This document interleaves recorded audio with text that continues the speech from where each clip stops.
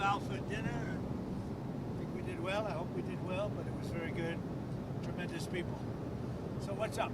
Sir, could you give us an update on where your thinking is right now with Iran, if you have made a final decision on what you want to do? I mean, I certainly can't tell you that, but we do have very big, powerful ships heading in that direction, as you know. I can't tell you. Okay. But I hope they negotiate something that's acceptable. Saudi Arabia's defense minister reportedly said that if the U.S. backs off a strike, that will only embolden Tehran. What's your reaction to that, sir? Some people think that, and some people don't. If you could make a negotiated deal that would be satisfactory with no nuclear weapons, they should do that, but I don't know that they will, but they are talking to us. Seriously talking to us. President, did you speak with President Bush at the alfalfa dinner? Did you speak with President Bush?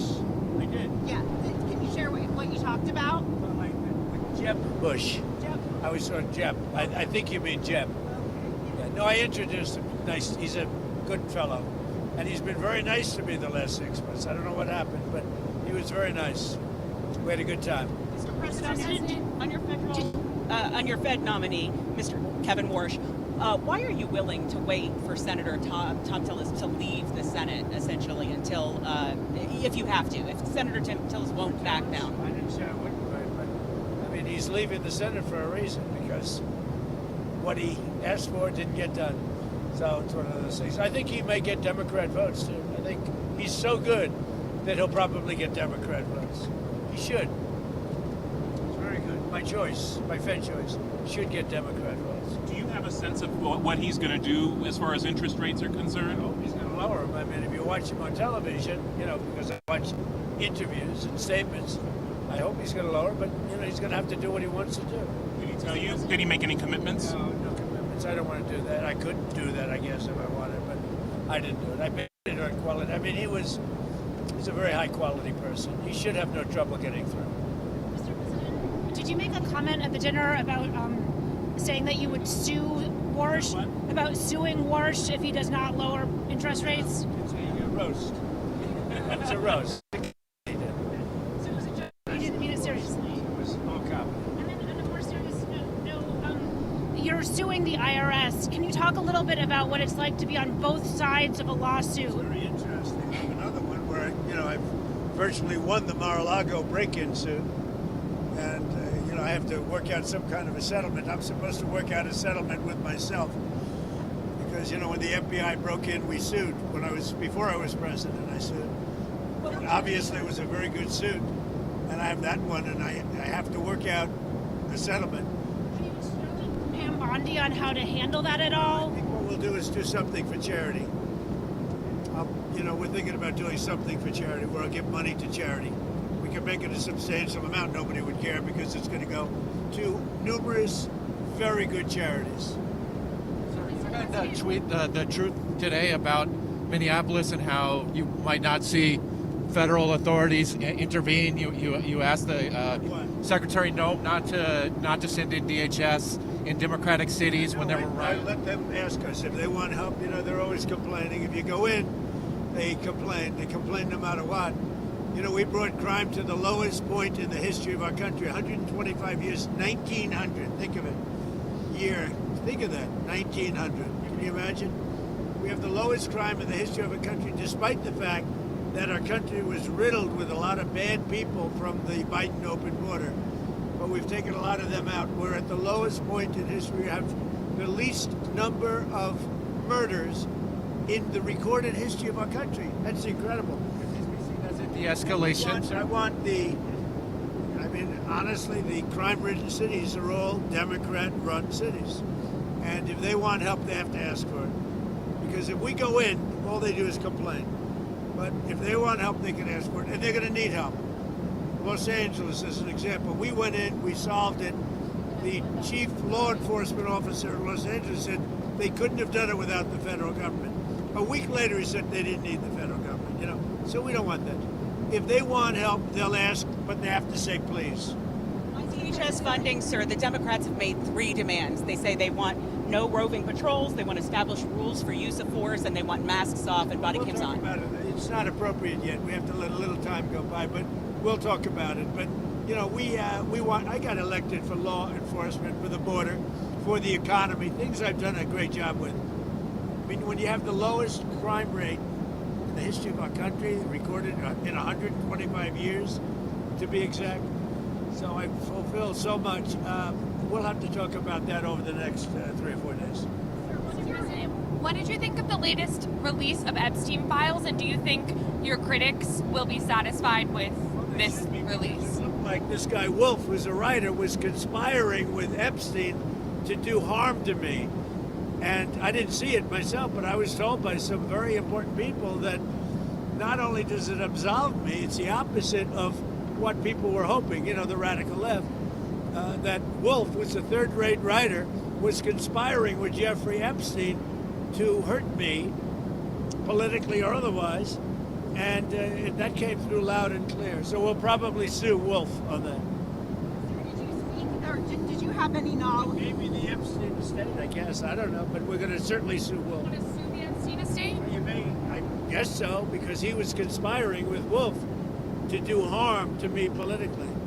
That's not a friend. On your plan for Venezuela oil, sir, You how okay much? down there? You okay? Doing all I right. don't want to right on top of him. You said that the profits will be split with the U.S. and Venezuela both benefiting. What's Venezuela's share of the oil profits going to be? Well, we haven't discussed that, but we're getting along very well with the leadership of Venezuela. They're doing a really good job. We're going to be selling a lot of oil, and we'll take some, and they'll take a lot, and they're going to do very well. They're going to make more money than they've ever made, and it's going to be beneficial to us. We're going to really.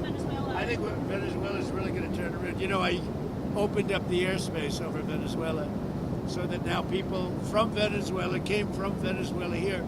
They're going to be able to go back for the first time, go back to Venezuela and stay perhaps, or go back and see their relatives, go for a short period of time. Sir, do you think China's going to get their money back from all the money they lent to Venezuela for oil? I don't know anything about that, but I'll tell you what, China is welcome to come in and would make a great deal on oil. You know, we welcome China.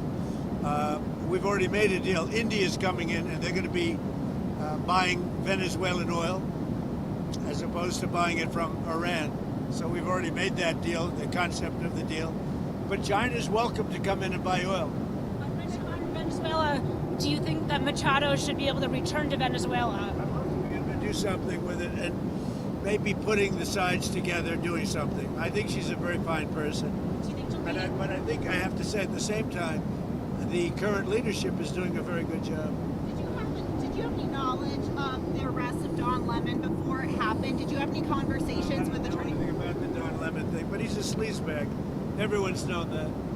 He's a wash-up. Probably from his standpoint, the best thing that could happen to him. He's getting, you know, he had no viewers. He was a failure. He was a failed host, and now he's in the news. I didn't know anything about it. Sir, what's your response to Claudia Sheinbaum's warning that the embargo or the restriction on Cuban oil to Cuba could cause a humanitarian crisis there? Well, it doesn't have to be humanitarian crisis. I think they probably would come to us and want to make a deal. So Cuba would be free again. They'll come to us, they'll make a deal, but Cuba really, they've got a problem. You know, they have a problem. I know so many people from Cuba, but we have a lot of people in the United States right now that would love to go back to Cuba, and we'd like to work that out. What do you want to see from Cuba? I mean, what do you need to see to make that kind of a deal? I think we're going to work a deal with Cuba. I think, you know, we'll be kind. We have a situation that's very bad for Cuba. They have no money. They have no oil. Venezuela, they lived off Venezuelan money and oil, and none of that's coming now. And then the president of Mexico, President Sheinbaum, was very good. I said, look, we don't want you sending oil there. And she's not sending oil. On your plans for Washington, D.C., sir, the Washington Post reported that you're considering an arch that's 250 feet high. Can you talk a little bit about that and address critics who say that might be a little bit too large for the space? We're considering an arc that's like the Arc de Triomphe in Paris. So for 200 years, they've wanted to build an arc. There are 57 cities throughout the world that have them. We're the only major city, Washington, D.C., that doesn't. The circle prior to the bridge, you know, the Arlington Bridge, has been waiting for hundreds of years to have this done. In fact, there are 4 Eagles that got built, but it was interrupted by a thing called the Civil War, and so it never got built. Then they almost built something in 1902, but it never happened. So we have an unbelievable arc that I think will be the most beautiful in the world being built there, going to be built there. 250 feet. I don't know what the height is. It's just appropriate for the site. We're setting up a committee, and the committee's going to be going over it, but it'll be substantial. I'd like it to be the biggest one of all.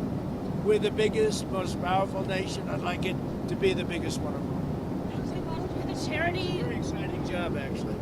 They've been waiting for many years, just like the ballroom. For 150 years, they've wanted a ballroom. Now we're going to put up the most beautiful ballroom anywhere in the world, as far as I'm concerned. And I could have built a much bigger one. I didn't want to do that. I wanted to be in keeping with. I didn't want it to be taller than the White House, etc. So I wanted it to be in keeping. But it's a really beautiful building, done by some of the best architects in the world. The ballroom, likewise, the Ark. I think it's going to be great. We're just setting up a committee now for the Ark. Could the money for the lawsuit that you may settle with yourself go towards paying for that arch or for the I ballroom? hadn't thought of it, but we're going to probably, it's sort of a strange position because I have a lawsuit, like the break-in of Mar-a-Lago, and if I pay myself, that somehow will never look good. So what I had and other people, a lot of outside people said, what a great idea. Because nobody cares how much if it goes to good charities. So you settle by giving charities a lot of money. And I think we're going to do something like that. We're looking to do something like Does that. charity be to pay for the ballroom and for the arch? No, I don't think either of those two. I'm talking about American Cancer Society. A lot of I think they should be probably established charities. On a answer, you had I threatened. would say established and respected charities.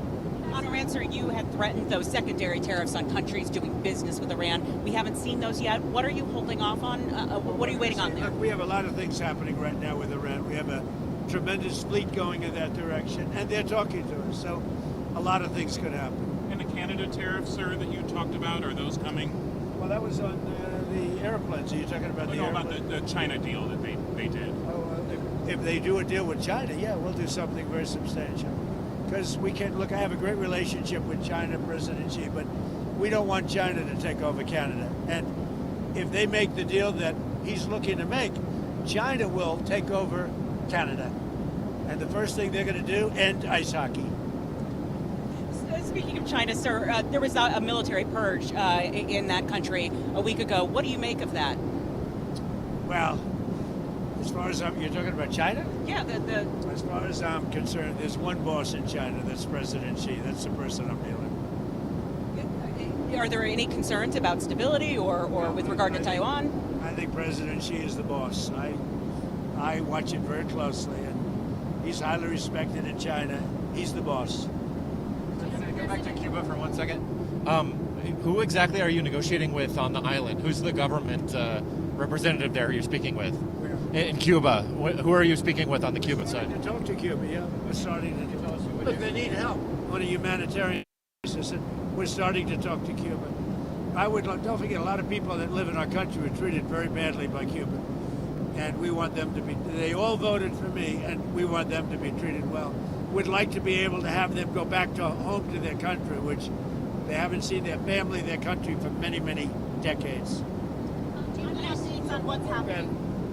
I'll be able to work that out. Yes. Do you have any updates on what's happening with Greenland negotiations, and have you been in contact with Presidents Macron, Starmer, some of those European Are leaders? you talking about on Greenland? Yes. We have started a negotiation, and I think it's pretty well agreed to. I mean, they want us to do it. I think it's going to be a good deal for everybody, a very important deal. Actually, from a national security point of view, a very, very important deal. I think we're going to make a deal there. Mr. President, back to your post on ICE protests, what did you mean when you said people will suffer an equal or greater consequence? If they do anything bad to our people, they will have to suffer. I'm sorry. If they start spitting in people's faces, punching our people, punching our soldiers, our patriots, they will get taken care of in at least an equal way. They're not going to do that. Like, you see it, the way they treat our people. And I said, you're allowed, if somebody does that, you can do something back. You're not going to stand there and take it. If somebody spits in your face, that will not be a pleasant thing for the person that spits. We're not letting people spit in our soldiers' face as they stand at attention, and they're not allowed to do anything. If they throw bricks at a car, at one of our vehicles, that are very expensive vehicles, they're going to be met with very, very serious force. Sir, do you think it's good having lots of cameras on these kinds of incidents between law enforcement and the people? I think it would help law enforcement, but I'd have to talk to them. I'm going to be talking to them tomorrow. Actually, I think it would help law enforcement. That works both ways. But I think overall, I think it's 80% in favor of law enforcement. Who are you talking to tomorrow on law enforcement? A lot of people. Well, I'm speaking to Christie, I'm speaking to Tom Holman, and a lot of people. We have it in good shape. And, Minnesota crime is way down because of what we've done. We've taken out thousands of criminals. What we want in Minnesota, we want them to open their jails and give us their criminals, and we're gone. That's all we want. And they're going to have to do it. How are you feeling about Secretary Noem's handling of the matters in the last week or so? She did great. I mean, we have a closed border. We've taken out thousands and thousands of killers and murderers and everything else, removed them from our country by the tens of thousands, and we have the crime rate that's the lowest in history. I didn't do the crime rate stats. They just came out yesterday that we have the lowest crime rate in the history of our country. So how's she doing? I think she's doing well, and she's a good person. She works hard. Tom Holman is a star. He's incredible. I mean, the guy's incredible. He's got an unbelievable, he's tough, and yet everybody likes him, both sides. So he's been great. But he said to me just tonight, he said, look, they've got to open up their prisons and give us their criminals and their murderers and their drug lords, and we'll take care of them. And that's why crime is down in Minnesota, not because of anything they did, it's because of what we did. Same thing in Chicago. We have crime down in Chicago, and most people don't even know we're there, but we're there doing a good job. We have crime down all over the nation. Thank you very much, everybody. Thank you, sir.